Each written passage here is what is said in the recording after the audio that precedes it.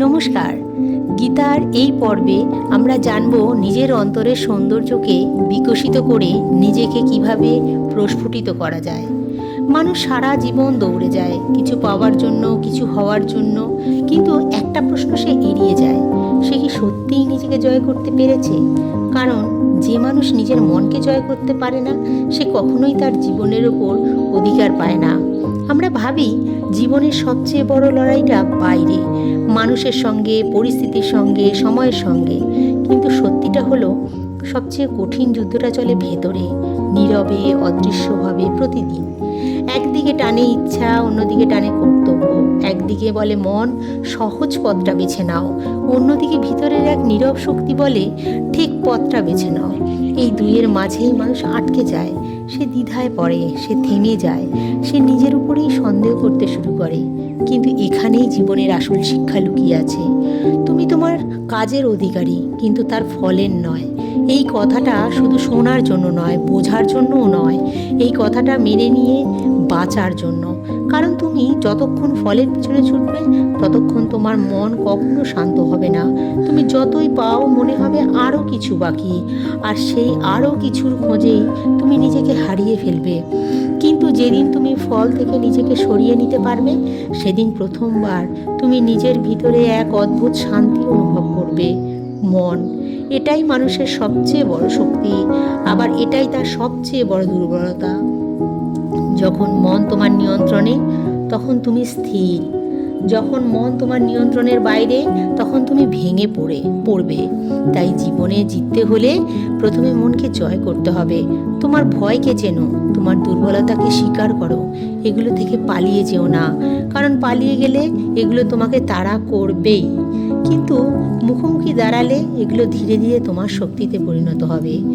জীবন কখনো সরল হয় না, এখানে হারানো আছে, অপেক্ষা আছে, ব্যর্থতা আছে, কিন্তু এই সব কিছুর মাঝেও একটা জিনিস সব সময় তোমার হাতে থাকে, তোমার সিদ্ধান্ত। তুমি কিভাবে প্রতিক্রিয়া দেবে, তুমি কিভাবে এগিয়ে যাবে, সেটাই ঠিক করে তুমি কেমন মানুষ হয়ে উঠবে। একদিন তুমি বুঝবে তুমি বাইরের পৃথিবীকে পুরো বদলাতে পারবে না, কিন্তু নিজের ভেতরের পৃথিবীটা তুমি চাইলে বদলাতে পারো, আর সেই পরিবর্তনই তোমার পুরো জীবনকে বদলে দিতে পারে। বিষয়টা সহজভাবে বুঝতে নীরব জয়ের একটি গল্প শুনুন, যা আপনার জীবনের প্রতিটি দৃষ্টিভঙ্গি পাল্টে দিতে সাহায্য করবে।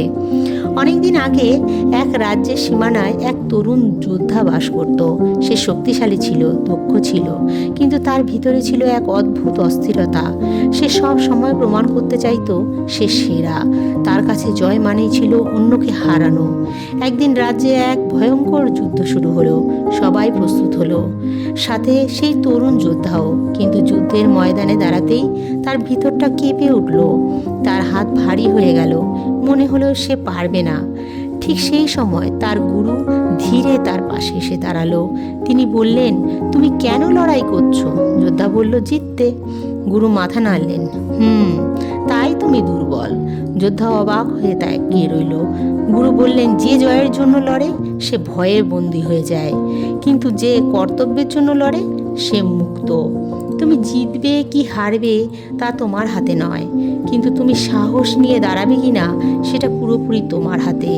এই কথাগুলো যোদ্ধার ভেতরটা নাড়িয়ে দিয়ে গেল। সে ধীরে চোখ বন্ধ করলো, তার অস্থিরতাকে স্বীকার করলো, আর তারপর সে এক সিদ্ধান্ত নিল। সে আর জয়ের জন্য লড়বে না, সে লড়বে কারণ এটা তার কর্তব্য। যুদ্ধ শুরু হলো।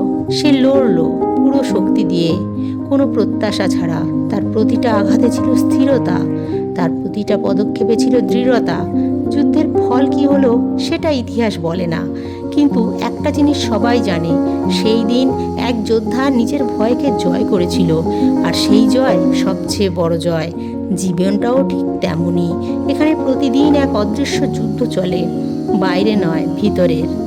আর এই যুদ্ধে জিততে হলে তোমাকে অন্য কাউকে নয়, নিজেকেই জয় করতে হবে।